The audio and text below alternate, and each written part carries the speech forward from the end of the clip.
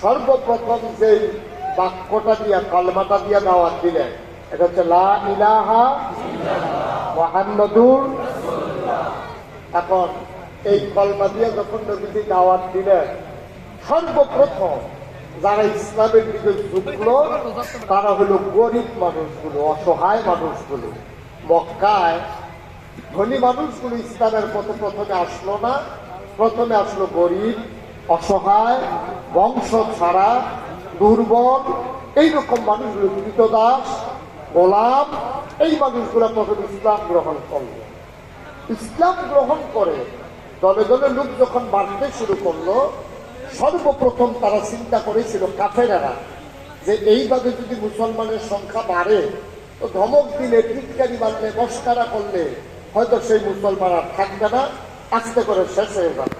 কিন্তু তারা টিটকারি মেরেছে, তারপর আপনার গালাগালি করেছে, মানুষের উপরে টুকটাক নির্যাতন করেছে, মানুষের সাথে খারাপ ব্যবহার করেছে। তারপরে মুসলমানের সংখ্যা দিন দিন কি কমতেছে না বাড়তেছে? মুসলমানের সংখ্যা দিন দিন বাড়তেছে। তখনকার জমানায় একটা সংসদ ছিল, সংসদটার নাম হলো দারুন নাদওয়া। আমাদের যেমন বাংলাদেশে সংসদ ভবন আছে, ভারতে যেমন আছে লোকসভা, ব্রিটেনে আছে পার্লামেন্ট, আমেরিকাতে আছে হোয়াইট হাউস। তৎকালীন জমানায় মক্কার কাফেরদের যে সংসদ, এটার নাম ছিল দারুন নাদওয়া। এই দারুন নাদওয়ায় তারা মিটিং ডাকছিল, ইমার্জেন্সি অ্যাসেম্বলি করলো, তাদের জরুরি অধিবেশন। সবাই মিলে পরামর্শ করলো যে মুসলমানের সংখ্যা যেভাবে বাড়তেছে, এখন কি করা? টিটকারি মারলাম, মস্কারা করলাম, কোনোভাবে তো মুসলমানের সংখ্যা কমতেছে না, এখন কি করা? সবাই মিলে সিদ্ধান্ত নিল। আফসোসের বিষয় হলো, ভয়ের বিষয় হলো, কিছুদিন পরেই হলো আমাদের হজ। কি কথা বলেন? কি হজ? তো হজের ভিতরে শুধু তো মক্কার লোক থাকবে না, হজের ভিতরে তো অন্য জায়গা থেকেও লোক আসে। সৌদি আরবে যখন এখন হজ হয়, বাংলাদেশ থেকে লোক যায় নাকি যায় না? ইন্ডিয়া থেকে, পাকিস্তান, ইন্দোনেশিয়া, মালয়েশিয়া, সব জায়গা থেকে লোক যায়। তৎকালীন জমানায় এত দূর থেকে যেত না, কিন্তু জাজিরাতুল আরব, মক্কা ভূখণ্ডের চতুর্পার্শ্বে যারা ছিল, সিরিয়া, ইরান, ইরাক, পারস্য, তায়েফ, বিভিন্ন শহর থেকে, আবা, আল কাসিম, এই বিভিন্ন শহর থেকে মানুষ, মদিনা, দলে দলে লোক আসতো মক্কায় আইসা তারা হজ করত। এখন তারা মিটিংয়ে বৈশা চিন্তা করতেছে যে আরে আগে তো নবীজি দাওয়াত মোহাম্মদ বললে না, কি বলতে হয়? ওই একজনের তো বললেন না মোহাম্মদ। আগে তো দিনের দাওয়াত দিছে ঘরে ঘরে, মক্কার নগরীতে। এখন যে হজ করতে বাইরের লোক আসবে আর মোহাম্মদ যদি দাওয়াত দিতে থাকে, তাহলে এই ইসলামটা আর মক্কায় থাকবে না। ইসলাম চলে যাবে সিরিয়া, ইসলাম চলে যাবে তায়েফ, ইসলাম চলে যাবে মদিনা, ইসলাম চলে যাবে ইরাকে, ইসলাম চলে যাবে ইরানে। এটা নিয়ে তাদের মারাত্মক টেনশন। সবাই মিলে এখন চিন্তা করলো এখন কি করা যায়। এখন সবাই মিলে একটা বুদ্ধি করছে। ওই কি বুদ্ধি? ওই ইসলাম যেন এই মক্কার বাইরে যেতে না পারে, মক্কায় যেই যেই রাস্তা দিয়া লোকগুলা ঢুকবে। আপনাদের গ্রামের নাম কি? আইয়ুবপুর। এখন আইয়ুবপুর গ্রামে এই ঢুকার মতো কয়েকটা রাস্তা আছে। এখন মক্কায় ঢুকার মতো কয়েকটা রাস্তা ছিল। কাফেররা সিদ্ধান্ত নিছে প্রতিটা রাস্তার মুখে মদিনার লোকজন যেদিক দিয়ে আসে এদিকে একদল, সিরিয়ার লোক যেদিক দিয়ে আসে, তায়েফের লোক যেদিক দিয়ে আসে, নানান জায়গায় দলে দলে আমাদের লোকজন দাঁড়াই থাকবে। যারাই হজে আসবে তাদেরকে বলা হবে, ভাই আপনি হজে আসছেন, ভালো কথা, আপনারা কয়জন আসছেন? তা আমরা তো মনে করেন যে আমরা তো আসছি 50 জন। তা আপনারা কি 50 জন যে আইছেন সবাই লইয়া যাইতেন স্যার, নাকি 20 জন রাখতে যেতেন স্যার? কবি এটা কি কথা কইলেন? আমরা হজে আইছি তো সবাই নিয়ে যাবো না আবার ফিরত? 20 জন রাখতে যাবো কি করতে? 2-4 জন লোক যদি রাখতে যাইতেন না স্যার, তাহলে আমরা 10 জন জাদুঘর বাড়ি।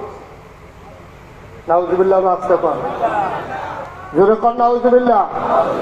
আমরা 10 জাদুঘর বাড়িছে। এবার আর কথার ভিতরে এমন জাদু, বউয়ের যদি এবার আর কথা শুনে যাবে চাল হয়ে দিতে, বাহের যদি এবার আর কথা শুনে ফুটের চাল হয়ে দিতে, ভাই যদি এটা কি হলো ভাই? ভাই যদি কথা শুনে তাহলে ভাইয়ের থেকে আলগা হয়ে যাবে, এইরকম আজব এক জাদুঘর। নাউজুবিল্লাহ বলবেন না? এখন কি করা, আপনারা যখন ঢুকবেন এই পাগলের কাছেও যাবেন না। তো ওনারা জিজ্ঞেস করছে, ভাই পাগলের কি নাম? তার পাগলের নাম হলো মুহাম্মদ। Thank you. সবাই কইয়ে এই দুধটা যেমন বইয়া থাকে বাঁচবেন কয় বছর কইয়া দিয়ে মরে দিকা আমিন ক। এই জাদুকরের নাম কি? মুহাম্মদুর রাসূলুল্লাহ। এই মাশাআল্লাহ, এখন একটা পরিবেশ হইতে আছে। নবীজির নাম শুনলে আমার জন্য অপেক্ষা করেন না, এটা আমরা সবাই বলে দিব মুহাম্মাদুর সাল্লাল্লাহু। এখন সবাই যখন এই কথা বলছে, এটা তো টেনশনের বিষয়। আচ্ছা ঠিক আছে, আমরা কেউ কাছেও যাব না, তার কথাও শুনবো না। এই তোমরা সব সাবধান থাকবা, জিগাইবা, জানলোকের কথা কইবা, নাম কি জিগাইবা। যদি হলো যে মোহাম্মদ, এবার আর কাছেও যাওয়ার দরকার নেই। এই কথার পরে হজ শেষ।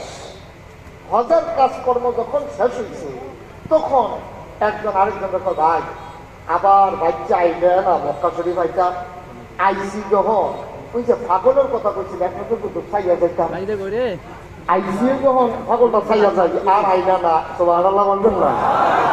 আর আইনা নাই, পাগলটা তো চাই। এই কথা কই আছে না। এখন একজন আরেকজনের দিকা, ভাই এই যারে পায় তাদের, ভাই মোহাম্মদের বাড়ি কোনটা? ভাই এই কথাটাই আর কই আমি। বাংলাদেশেও দেখবেন এখন যে মাহফিলের ভিতরে লোক আছে, যদি এই আর মাহফিলটার সাইডে একটা পাগল থাকতো, দেখবেন হ্যাঁ দুই গুণ লোক বেরিয়ে বেরিয়ে চাইতে হবে।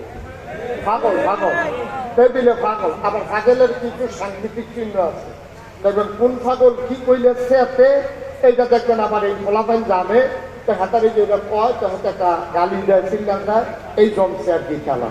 নাউজুবিল্লাহ বলতেন না? আমি এক মাহফিলে গিয়ে তিনি বিরাট লোকজন, আর এই পাগলে একটা চিল্লান দেয়। আমি ওই চিল্লান দেয় কে রে? তার গরম জিলাপি কইলে সে কেউ গরম জিলাপি কইলে তার সাথে চলে যায়। তাই বলে একবার গরম জিলাপি খাইতে দিয়ে জিব্বা ফুটা লাগছে, তখন তার জিলাপি দেখলে শুনলে তার রাগ উঠতে হয়ে যায়। এখন তারা মনে করলো পাগলের প্রতি একটা কিউরিসি আছে, পাগল দেখার জন্য মানুষের মনে একটা আগ্রহ আছে। এখন মদিনার যারা মুসলমান, বিভিন্ন দেশের যারা মুসলমান, তারা জানে পায় তার দিকে, ভাই এই মোহাম্মদ যে একটা পাগল বাড়ি কিনা তার কথা না বরজামাই খায়। বুঝলেন না? কথা তো সত্য কইছে, একটু শিক্ষারি বাইরে আর কি। নবীজিকে থাকে আম্মাজান খাদিজার বাড়িতে।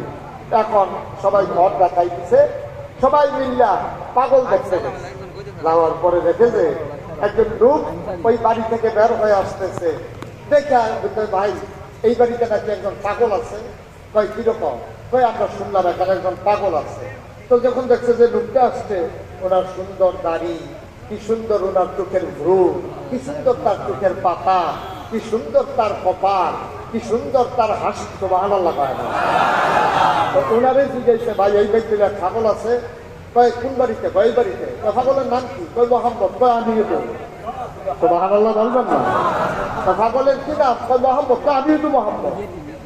আপনি পাগল। সুবহানাল্লাহ বলবেন না?